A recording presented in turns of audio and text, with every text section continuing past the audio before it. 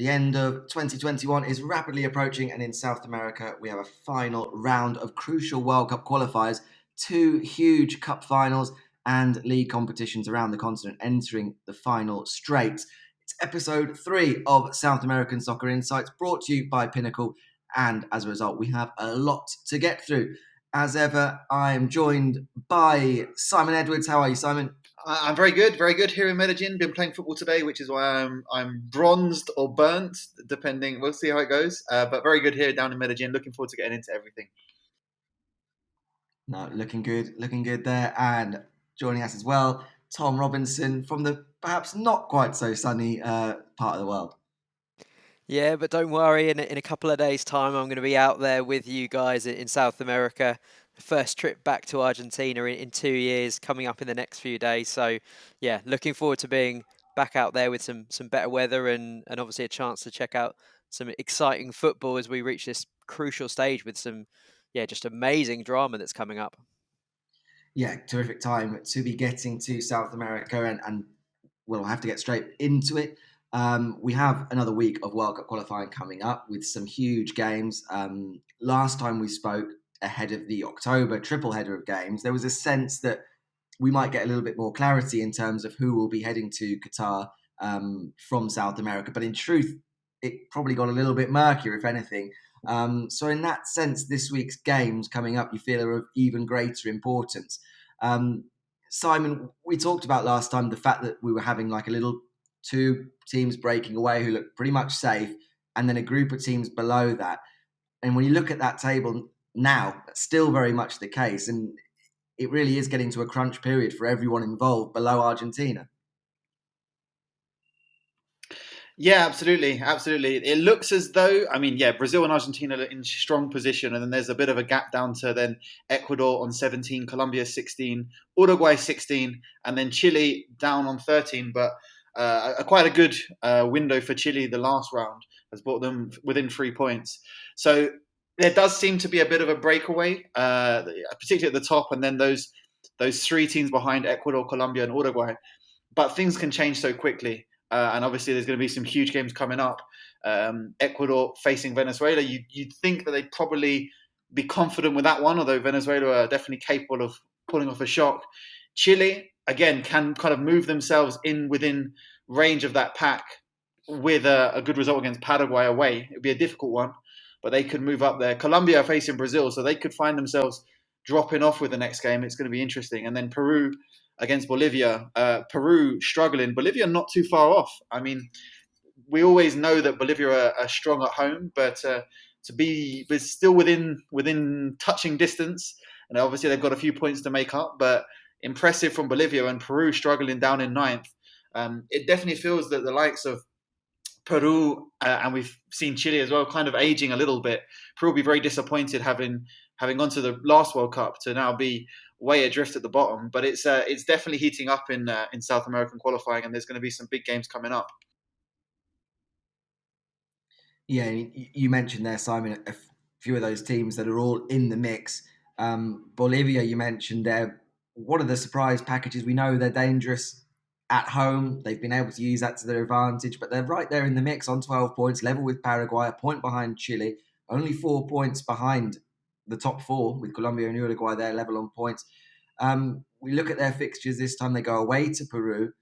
Then they have that home game against Uruguay, who I'm sure we'll get onto, because when we talk about momentum and sides who had a good month last time round and not so much now and pressure on, Uruguay certainly the negative side of that. Tom, there's a potential here for some big shocks in South America, maybe the kind of shocks that we weren't looking at 2 months ago. Yeah, exactly. I think after those back-to-back home wins, everyone in Bolivia's suddenly dreaming of this improbable comeback. And I think we've always said that they're going to be dangerous at home. And now just comes a really, really important round for them, because if they want to qualify, yes, they might rely on that home form, but they're going to need to pick up something away. So this will, I think, probably this round could make or break their chances of this, fairy tale run that's come out of nowhere. Because Peru away, they're probably likely to lose based on past matches. But if they could even just get a point, that could be huge. And then that goes into a Uruguay game where, okay, on paper, Uruguay much stronger, but at home, Uruguay in a bit of a mess. It could really be a good round. If they can pick up 4 points from this round, then Bolivia are right in. I mean, if you look at the odds on Pinnacle, they're 7.840 to win against Peru away. So it shows it's a bit of a long shot, and even 4.310 to draw. So looks like the bookies are backing Peru to get the home win there. But if they could pull that off, then it's going to be really interesting. And as you say, Uruguay in all kinds of mess after their horrendous last couple of games, and a lot of soul searching and questions going on in the Uruguay camp, certainly around Oscar Tabarez's future. Yeah, certainly. You mentioned there Peru as well. They're certainly one of the teams I think heading into this double header with sort of last chance saloon, because they have two winnable games. That home game against Bolivia, then they play Venezuela. So those two games, two teams around them in the table, the only team below them, Venezuela. Looking at a Peru side, Simon, that you kind of feel as though Peru need probably 6 points from this to get themselves right back into contention. And remember, this is a Peru side that did go to the last World Cup, went to the latter stages of the Copa America, so they would expect to be there or thereabouts. It's been a really disappointing World Cup qualification for them so far, and this November round of fixtures is a chance just for them to give themselves a chance going into 2022. Yeah, absolutely. And if you think if they don't win that game against Bolivia at home, the morale will be on the floor. That is a game that everyone expects to win. As dangerous as Bolivia can be, as good as they can be at moments, away they shrink in themselves, Bolivia, a little bit. So if Peru were unable to get a positive result against Bolivia, I think it would really drag them down when they go away to that game against Venezuela. So I think a comfortable win against Bolivia, and I think things can change so quickly. There's be a new sense of positive attitude. They could get a 5-0 win against Bolivia, and suddenly everything looks a bit brighter. But if they struggle, if it's an unconvincing performance, then that Venezuela game becomes even more difficult. And Venezuela have a lot to prove as well. We were talking about maybe this could be the time they go to their first World Cup, and they're stuck bottom of the table. So I'm sure Venezuela are keen to restore some pride in the final round of games. This round of games and the games at the start of next year. So it's going to be an interesting one for Peru. As I say, I think it's a team that's aging. It's a team that hasn't really evolved very much. And I think that's been a trend for a few teams in South America at this point in time. So huge game coming up will be very interesting to see. But I think that Bolivia game will really set the tone for this window for them. Yeah, absolutely. Tom, you mentioned there some of the problems facing Uruguay. Can you just go into a bit more detail for anyone perhaps not familiar with just what the problems have been so far? I mean, we were talking 2 months ago, I think, the first episode about how we looked at the table. Yes, we're looking at Brazil and Argentina, but Uruguay we were kind of looking at as probably the team that you'd expect to push themselves into third, comfortably qualify for the World Cup. So 2 months down the line, to be talking about all of these problems and being in a bit of a mess is a bit of a concern for Uruguay at this latter stage of qualification. Yeah, more than a bit of a concern. I think they're really, really worried now that they might miss out. But ask any Uruguay fan, and they'll tell you that they don't like to do things the easy way. If they can find a way to finish fifth and scrape through and maybe a playoff, then that's the way that they often do. So, I mean, in terms of squad depth and quality, they're right up with some of the best, but they've just come off the back of two absolute shellackings from Argentina and Brazil, respectively. And it's not just the fact they lost, because I think most of us would expect Argentina and Brazil to beat Uruguay at the moment, but it's more the manner in which they did it. We talked before about how they didn't even really put up that traditional fight that you'd usually associate them with. Particularly in that Argentina game, it was very meek, and I think that's the big worry. There's been a lot of chat from fans for probably a couple of years now about, is this the right time to move Tabarez on? Seems like he's hanging on just about after those last results. It was potentially looked like he might go then and there, but I think now it's a case that he needs a reaction more than anything. I think they could probably get away with not necessarily getting a result against Argentina, although obviously right now any point would be absolute gold dust for them. But I think as long as they showed a bit more fight, a bit more fire, even if they got a draw or if it was a narrow defeat, I think that could really get them back on track. Because if they get pumped again by Argentina, and then certainly if you look at the odds, they're not favourites there. I think it's they're 3.16 to get a win or a draw. So definitely Argentina with the favourite, the big favourites in that game.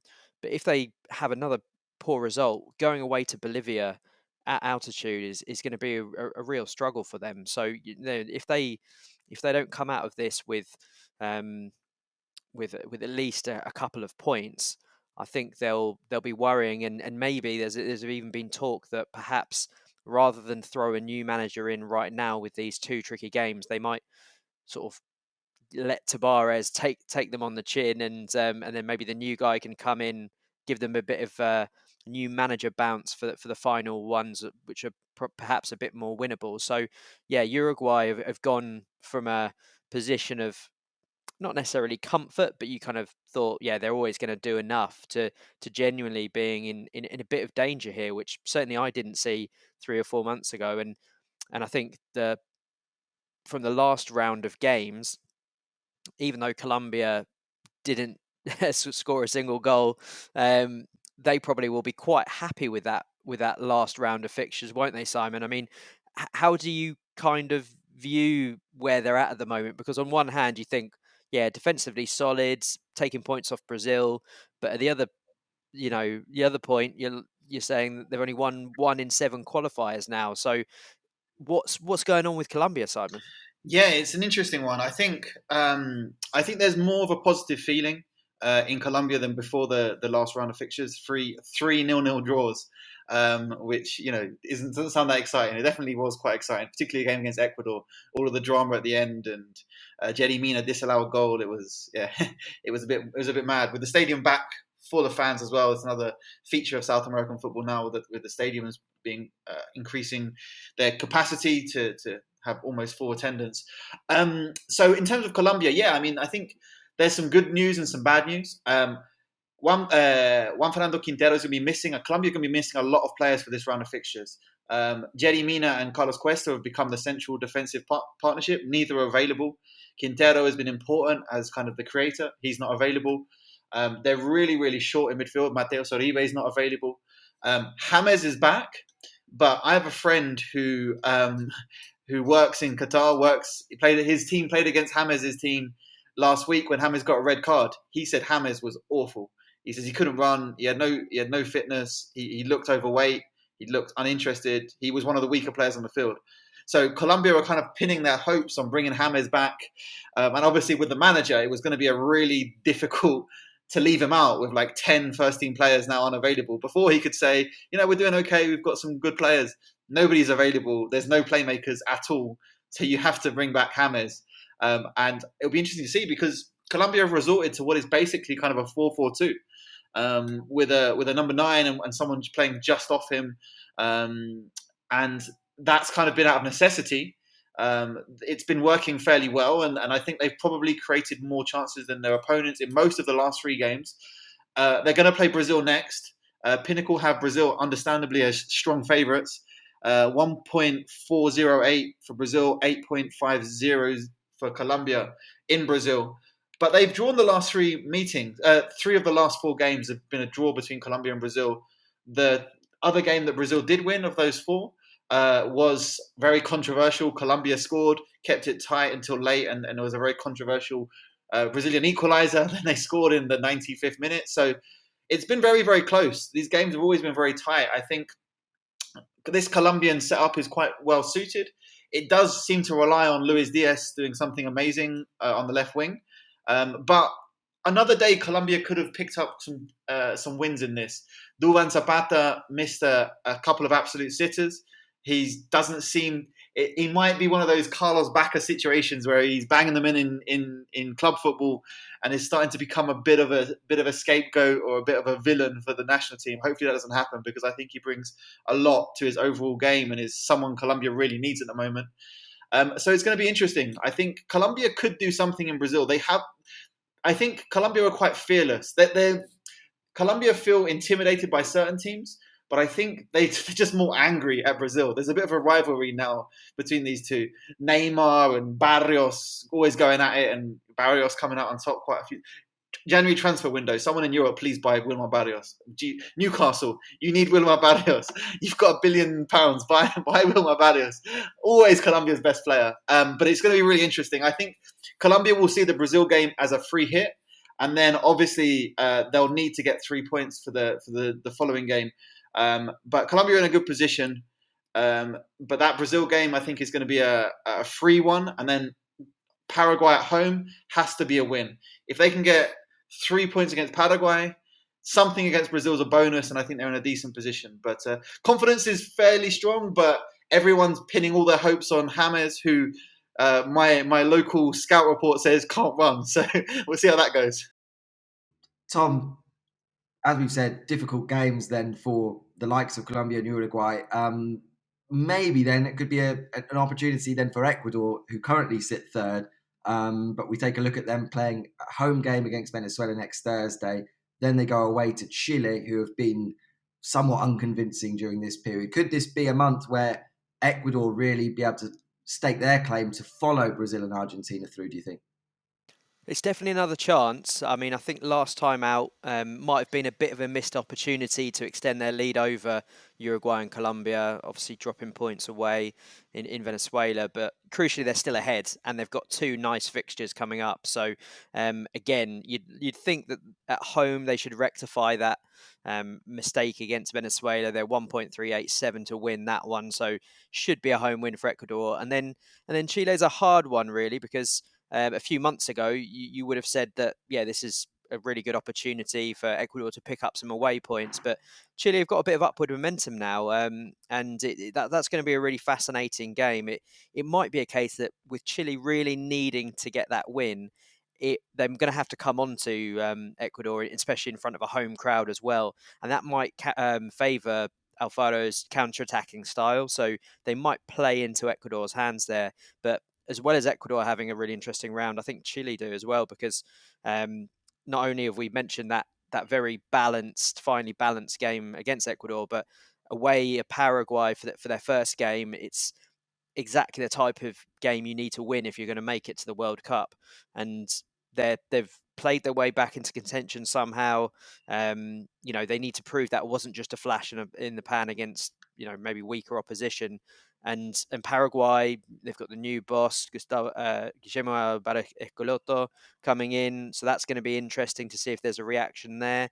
And just by looking at the odds there, it's a really tough one to call. I think Chile against Paraguay are 2.660 to win, 3.040 to draw, and maybe 2.950 to lose. So that's a game that could go anyway. I wouldn't know what's going to happen there, but I think if Chile can get again, at least one win, definitely if they can get 2 wins, then they're right back in the mix. But I think that game against Paraguay is going to be sort of low key fascinating. It might not be the one that jumps out. There's certainly the big guns like Argentina and Brazil playing each other, and Brazil against Colombia, Argentina against Uruguay. But I think all those teams just bubbling underneath could really take advantage of what's happening above and shoot up. And Ecuador, Chile, Peru, Bolivia, they're all teams that I think are going to be ones to keep an eye on in this round. Yeah, Paraguay will be praying that roll of the dice, getting in a new manager, will be enough to put them back into contention. But you're absolutely right. I think it is an opportunity, as we've seen teams maybe not be able to take it in the previous international breaks, where we've seen teams pick up maybe one win, one defeat, and everyone's taking off points of each other. We're still seeing such a tight table. As you say, the standout fixtures probably are those ones involving Argentina. When you look at the fact that Argentina go away to Uruguay, in that big Clásico. Then they host Brazil. And it's with those fixtures in mind that I think Argentina will be very, very grateful that things have been going so well for them leading into this November, that they'll be very satisfied that they're sat there unbeaten with that long unbeaten run that stretches all the way back to 2019 Copa America, and we'll be able to say, okay, we're not necessarily having to look at taking maximum points from November against in those two big games, but it will be, of course, fascinating still to keep an eye on those big rivalries, and I think two rivalries as well that this month could be particularly spicy given how the game went against Uruguay last time, as we talked about. I think Uruguay will definitely be looking for some sort of reaction, whether it necessarily means they'll play good football on the pitch or whether it just means they kick lumps out of Argentina. But I think they're going to want to show the supporters that they are feeling wearing the shirt and they want to prove that. And the Brazil rivalry seems to have just taken up a notch in recent years. Richarlison's social media at the centre of that ordinarily, but that will make that game extra interesting as well. So Simon, just quickly before we finish then, when you look at these fixtures, who are you looking at really to say, yeah, at the end of this year, those teams are going to be confident of getting their place in 2022?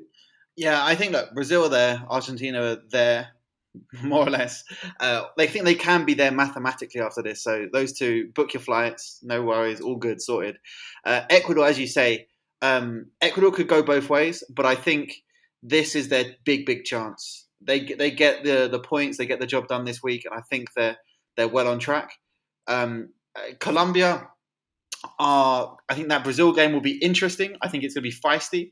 If you want to look for some interesting bets, maybe cards and sendings off, maybe the way to go. I can't imagine there'll be too many goals, which probably suits Colombia. I think it's going to be interesting because Brazil are very strong, very dominant, but I think that Colombia can go toe to toe with them in kind of the physical stakes, and it does tend to break down to that physical kind of game with the likes of Neymar and Luis Diaz making the difference on the counter.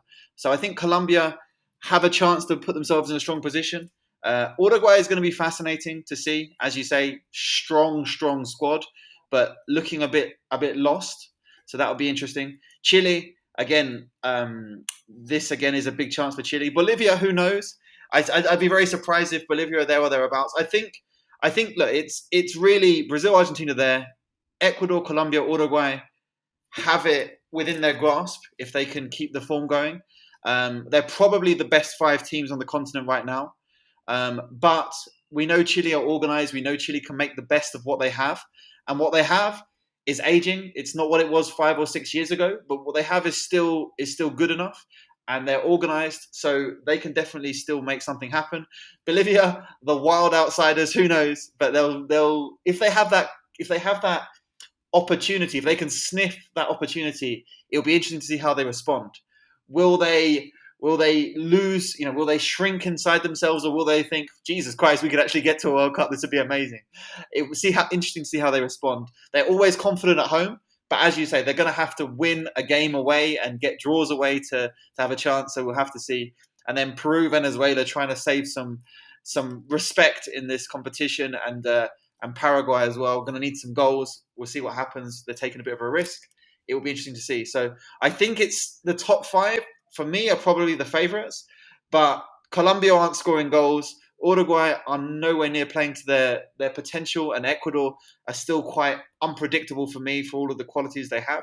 So Chile could push them, and then if someone can emerge from Paraguay, Bolivia, Peru, then it can still be interesting, and things can change so quickly because everyone's playing each other. They're taking points of each other. There's so many 6-pointers in South American qualifying that the thing can turn on its head very quickly. But it's going to be fascinating, and I look forward to seeing how it plays out in the next week and a half, 2 weeks. So you've tipped everyone there, Simon. I'm saying the top 5. But they could mess it up. They could mess it up. Well, there you have it. The 5 that we have at present will be the 5 headed to the World Cup. But we have, as Simon said, some big games coming up this month. only 4 would remain after that in 2022. So very much up for grabs. If there are any slip-ups during this month, it could be a mortal wound against one of those sides.